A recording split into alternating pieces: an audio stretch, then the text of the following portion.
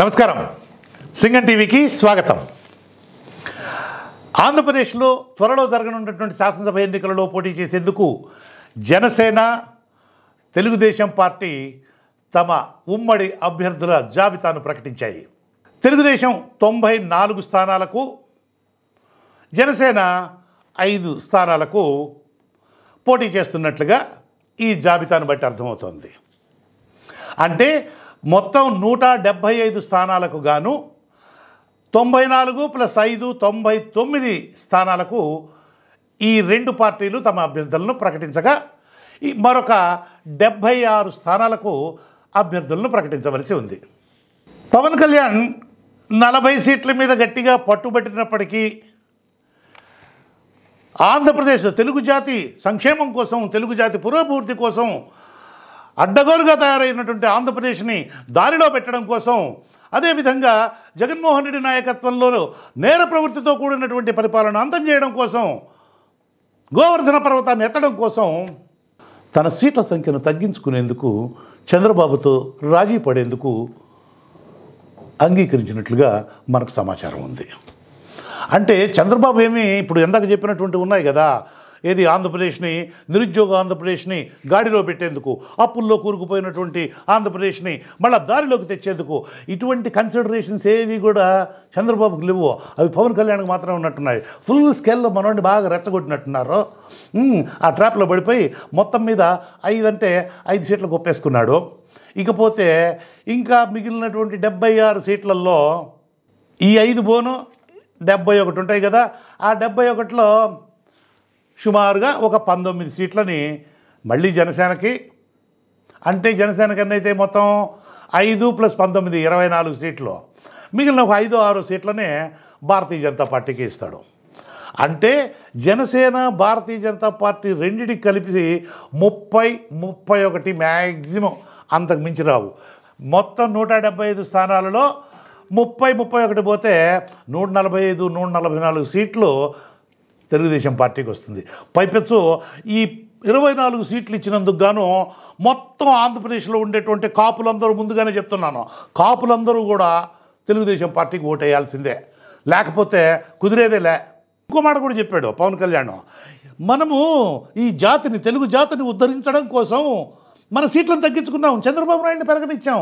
అయినంత మాత్రం చేత మనమేమి బెంగపడాల్సినటువంటి పని లేదు.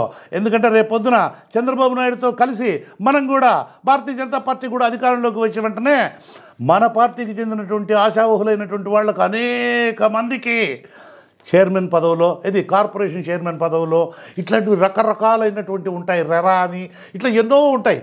ఆ పదవులు చాలా వస్తాయి మనకు.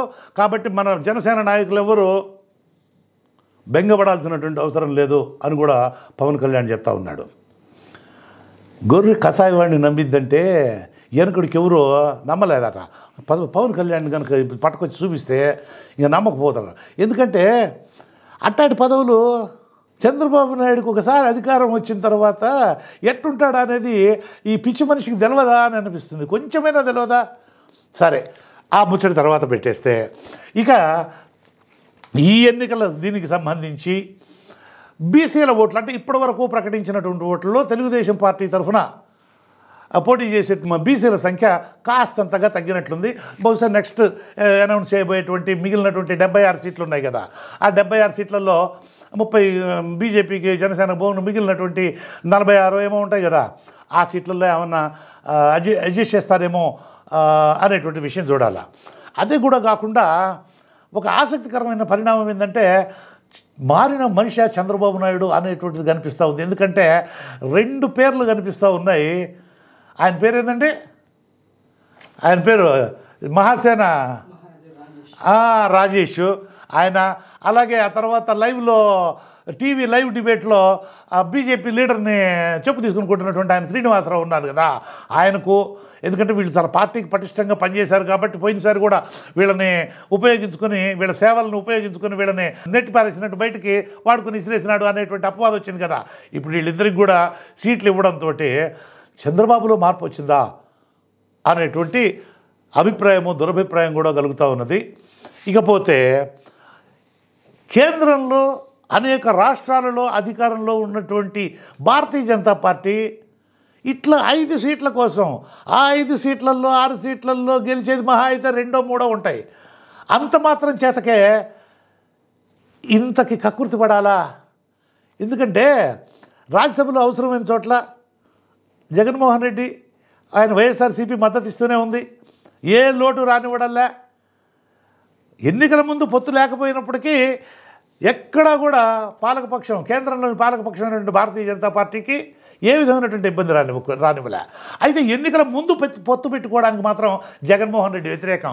ఏ పార్టీతో, అదేదో అంటారు కదా సింహం సింగిల్గానే వస్తుందని, ఆ టైపులో ఎన్నికల ముందు ఎవరితో పొత్తు పెట్టుకునేటువంటి ముచ్చట లేదని ఖచ్చితంగా తెగేసి చెప్తూ ఉండడంతో బీజేపీ చివరకు చంద్రబాబు పాల్పడాల్సి వచ్చినట్టుంది.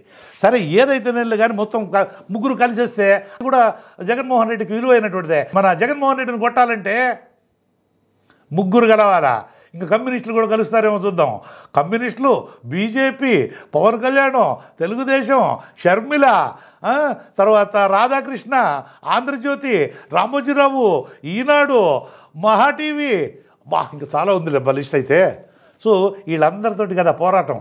కేవలం రాజకీయ పార్టీలే కాదు, ముసుగులేసుకున్నటువంటి వాళ్ళు ఇంకా చాలామంది ఉంటారు. వీళ్ళందరితో ఎదుర్కోవాలి కాబట్టి అది కూడా జగన్మోహన్ రెడ్డికి, ఎందుకంటే గెలిస్తే మంచి బ్రహ్మాండమైనటువంటి పేరు, ప్రతిష్టలు అన్నీ వచ్చేటువంటి అవకాశం ఉంది.